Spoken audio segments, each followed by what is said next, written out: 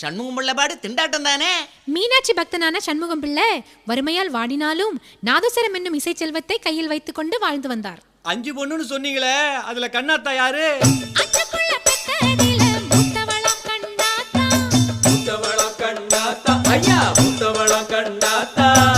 அவ எப்பேற்பட்ட அழகி தெரியுமா?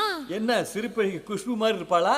மாம்பழத்து சிவப்பழகி மல்லிகைப்பூ சிரிப்பழகி மல்லிகைப்பூ சிரிப்பழகி மல்லிகைப்பூ சிரிப்பழகி